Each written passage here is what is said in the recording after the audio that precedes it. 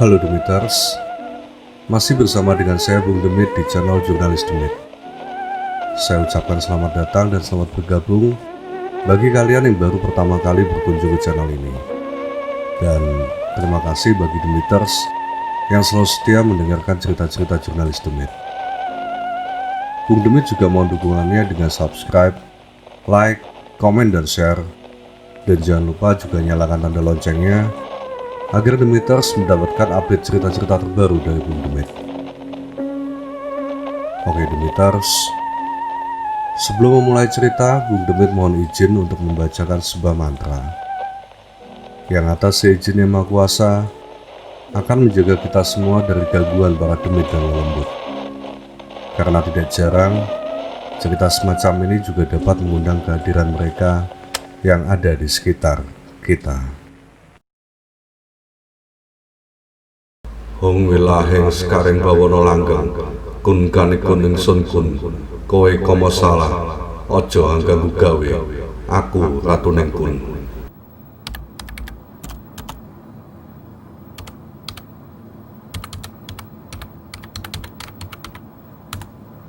Aku tengah mengetik berita untuk dikirimkan ke redaksi saat tiba-tiba handphoneku bergetar di meja.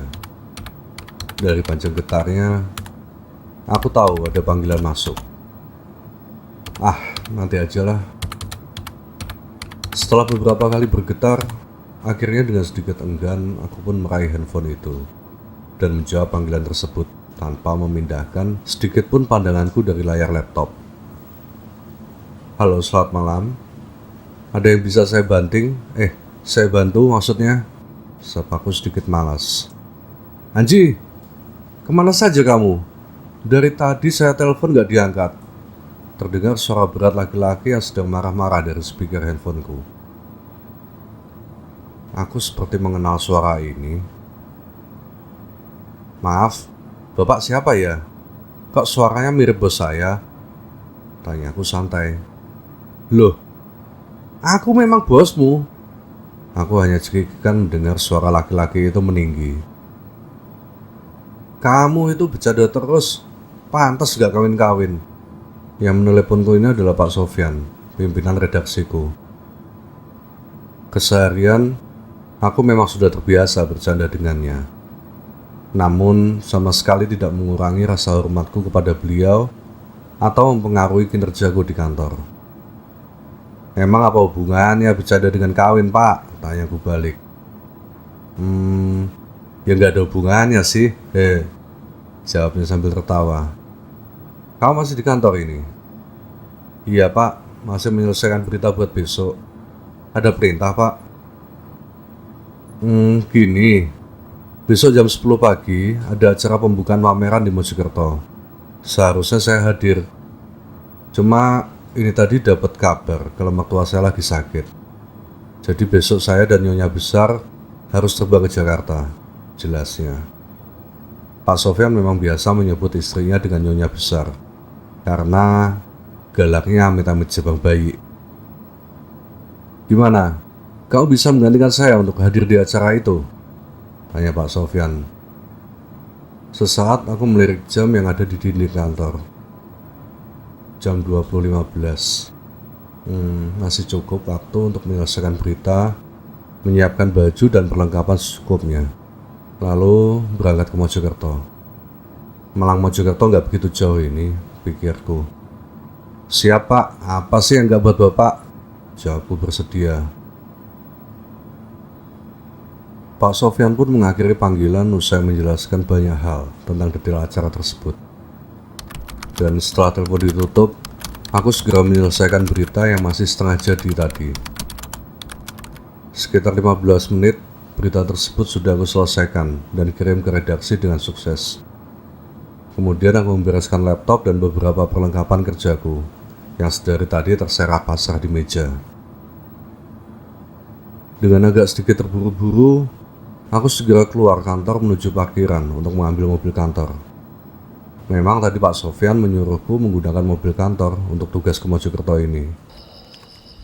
Dan sebelum berangkat ke Mojokerto, aku mampir ke kosku dulu di daerah Tlogomas. Setelah mengambil beberapa pakaian dan menyapa teman-teman kosku yang sedang asik main kartu, aku segera kembali ke mobil. "Mau kemana, Ji?" sapa Bobby, teman samping kamarku sebelum aku membuka pintu mobil.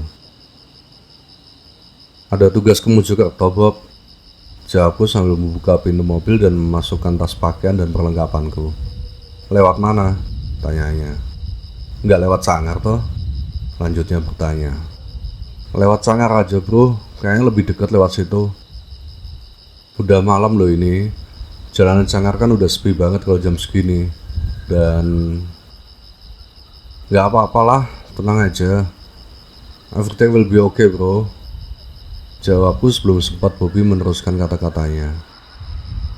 "Aku tahu apa yang akan kamu katakan." Bobby terlihat menghela napas panjang. "Arek ndablek." "Yowes, hati-hati bro," kata Bobby sambil mengibas-ibaskan tangannya seperti menyuruh aku untuk segera berangkat. Aku hanya tertawa melihatnya. Perlahan tapi pasti, mobil yang aku kendarai ini bergerak menjauh dari kos. Aku melirik jam yang menunjukkan angka 21.30.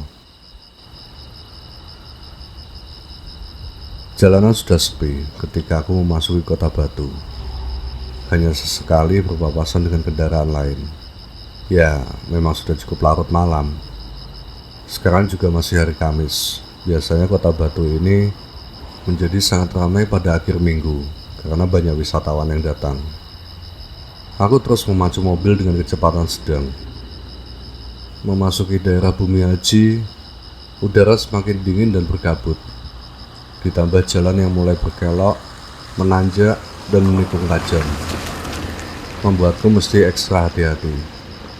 Banyak menit sudah berlalu. Kabut semakin tebal saat aku sampai di kawasan Sangar. Semakin malam, kian menjauh dari tanda-tanda kehidupan. Tidak terlihat lagi lampu-lampu redup rumah penduduk di depan maupun di belakang mobil ini. Tak ada juga kendaraan lain yang lewat. Hanya ada aku dan kabut bersama sepi dari gelapnya malam. Selain itu, hanya pohon-pohon besar di kanan kiri jalan yang terlihat seperti bayangan raksasa. Tiba-tiba aku merasakan ada sedikit keanehan di tubuhku. "Aduh, kok pas di daerah seperti ini?" keluhku dalam hati. Ternyata aku merasa lapar. Mana ada tempat makan di daerah ini? Setelah aku ingat-ingat, aku memang belum sempat makan dari siang. Karena banyaknya pekerjaan di kantor dan kemudian buru-buru berangkat ke Mojokerto ini. Sabar. Nanti kalau ada warung yang buka, aku akan makan yang banyak. Aku berkomitmen dalam hati. Mobil terus kujalankan pelan, sampai tiba-tiba aku melihat ada sebuah titik cahaya yang sedikit redup muncul di pinggir jalan di antara pepohonan. Itu kayaknya warung deh, kataku dalam hati sembari sedikit menambah kecepatan. Maklum, tuntutan perut. Dan benar saja, beberapa saat kemudian aku melihat titik cahaya itu berasal dari sebuah lampu sentir, lampu tradisional berbahan bakar minyak yang ada di sebuah warung kecil dari gedek atau anyaman bambu. Dan yang paling membahagiakan, warung itu masih buka. Hari gini masih ada yang pakai sentir ya? Pikirku sedikit heran. Tapi ya mungkin aja sih. Ini kan di tengah hutan. Udahlah. Udah alhamdulillah juga masih ada warung yang buka jam segini di tempat kayak gini lagi. Aku menjawab sendiri keherananku. Aku pun segera meminggirkan mobil dan berhenti tepat di depan warung. Bergegas aku turun dari mobil dan melangkah mantap masuk ke dalam warung. Tampak ada meja dan kursi kayu yang sepertinya sudah setengah reot. Dan di salah satu sudut warung ada seorang laki-laki berumur sekitar 50 tahunan tengah duduk diam menghadap kopinya. "Pak," sapaku pada laki-laki itu. Tapi dia sama sekali tidak menjawab. Bahkan bergeming dari posisinya pun tidak. seolah dia sama sekali tidak menyadari keberadaanku di situ. Tiba-tiba muncul seorang nenek setengah bungkuk dari balik tirai usang yang menutupi pintu bagian belakang warung itu. "Mbah, masih ada makanan?" tanyaku. Mbah itu panggilan untuk perempuan tua yang sudah nenek-nenek. Nenek itu mengangguk pelan. "Tinggal nasi dan tempe goreng," jawabnya lirih. "Iya, nggak apa-apa mbah. Satu piring je mbah." Lumayan untuk mengganjal perut daripada kelaparan. Sambil menunggu makanan datang, aku memandang sekeliling dan sesekali melirik ke arah bapak itu tadi. Dia masih tetap di posisi yang sama, hanya diam sembari memandangi kopinya yang masih utuh. Dari semburat cahaya sentir, aku melihat wajahnya tampak pucat. Aneh orang ini. Nenek itu muncul lagi dari belakang. Tanpa berkata apapun, ia menyodorkan makanan yang aku pesan, dan kemudian masuk lagi ke bagian belakang warung. Tanpa pikir panjang, aku langsung memakannya dengan lahap, walaupun cuma nasi dan 2 tempe goreng. Maklum lapar. Usai makan dan hendak membayar, "Mbah, mbah," aku memanggil nenek tadi, tapi tak ada jawaban sama sekali. "Mbah, sudah, saya mau bayar," kataku lagi. Tetap saja tak ada sahutan. Jangan-jangan si mbah tadi ketiduran. "Pak, maaf, mbah tadi kemana nje?" tanyaku ke bapak yang sedari tadi masih saja diam di posisinya, dan ia pun tetap tidak menjawab apa-apa. "Pak," aku ulangi lagi dengan suara yang sedikit kencang. Bapak itu tetap hanya diam. Aneh, dan perasaanku menjadi tidak enak. Akhirnya aku memutuskan untuk menaruh saja uang 20.000 di samping piring bekas makanku. "Monggo pak." Aku tetap berusaha pamit kepada bapak tersebut, tapi sama seperti sebelumnya, dia hanya diam dan bahkan tubuhnya tidak bergerak sedikit pun. Aku pun buru-buru melangkah keluar dari warung itu, masuk ke dalam mobil, dan mulai menyalakan mobilnya. Sesaat aku menoleh ke arah warung, dan bapak yang sedari tadi hanya diam tersebut tiba-tiba menolehkan wajahnya memandang ke arah mobil ini. Dan entah mengapa, seketika bulu kuduku meremang. Tanpa pikir panjang, aku langsung menginjak pedal gas, melajukan mobilku perlahan.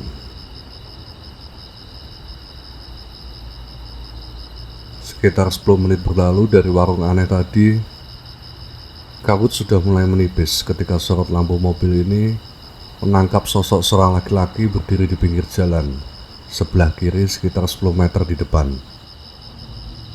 Laki-laki itu hanya diam berdiri mematung, tapi wajahnya memandang ke arah datangnya mobil. Tengah malam begini kok ada orang berdiri di pinggir jalan? Pikirku merasa aneh. Itu setan apa begal? Alarm kewaspadaanku pun seketika aktif. Semakin dekat, dan aku langsung terkejut saat mobil yang aku kendarai ini sudah berjarak sekitar 2 meter dari sosok tersebut. Aku terhenyak ketika aku sudah dapat melihat wajah sosok itu dengan cukup jelas, dan semakin jelas melalui kaca mobil depan. "Loh, itu kan bapak-bapak yang di warung tadi. Kok dia ada di situ?" Sesaat setelah mobilku melewati sosok tadi. Kan gak mungkin dia mendahului aku. Ini satu-satunya jalan di sini. Kanan kiri hutan dan gak ada jalan lain. Terus tiba-tiba aku benar-benar merinding dibuatnya. Dan ketika aku melihat ke arah spion, sosok tadi sudah tidak ada di tempatnya. Refleks aku langsung menginjak pedal rem saat aku melihat seperti ada bayangan yang melintas di depan mobil. Seperti seseorang. Dengan perasaan gak karuan, Antara takut dan khawatir, dengan jantung yang berpacu dalam melodi, aku mencoba untuk tetap diam di mobil beberapa saat sembari mengamati sekitar. Jaga-jaga kalau itu tadi ulah begal. Tidak ada apapun, tidak ada siapapun, hanya gelap. Aku mengambil kunci setir mobil yang aku letakkan di bawah jok. Aku membuka pintu perlahan dan dengan tetap penuh waspada, aku keluar untuk mengecek bagian depan mobil. Jangan-jangan ada orang yang aku tabrak tadi. Tapi tidak ada apa-apa. Nggak ada tanda-tanda mobil ini menabrak sesuatu.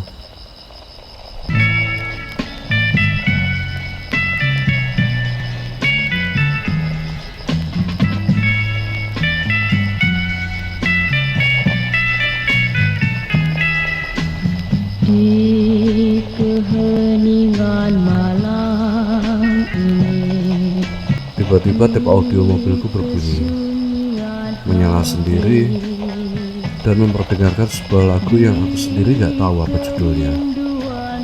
Namun sepertinya itu lagu lawas. Aku sangat kaget dan segera aku kembali ke dalam mobil, lalu matikan audio itu. Aduh, ada apa sih ini? Ada yang gak beres ini, pikirku setengah panik. Aku harus segera ketemu pemukiman penduduk ini. Tanpa basa-basi, aku langsung tancap gas. Baru beberapa saat mobil ini berjalan.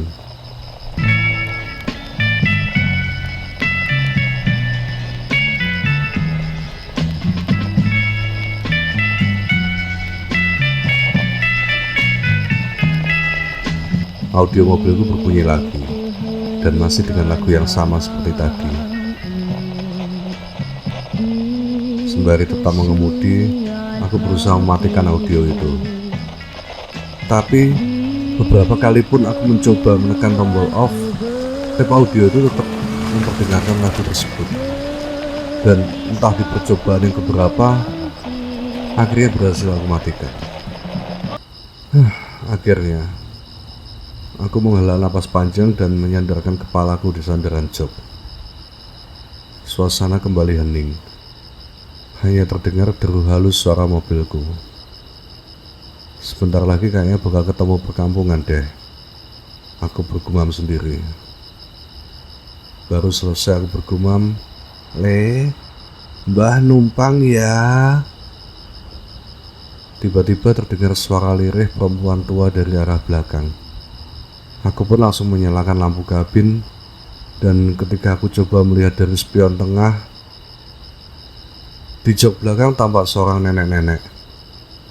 Itu nenek yang di warung tadi. Mbah numpang ya. Suara nenek itu terdengar lebih parau dan menyeramkan. Aku benar-benar panik, ketakutan, dan gak tahu apa yang harus aku perbuat. Dan tiba-tiba aku merasakan dua tangan dingin menyentuh leherku. Sesaat kemudian, dua tangan dingin itu seakan mencengkram, mencekik, dan ada kuku-kuku tajam yang menggores kulit leherku. Aku semakin panik dan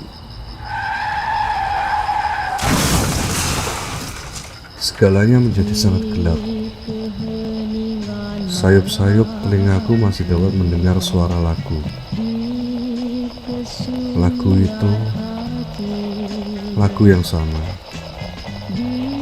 Semakin sayup, suara lagu itu kian lirih, dan kemudian lenyap. Aku tak lagi mendengar apapun.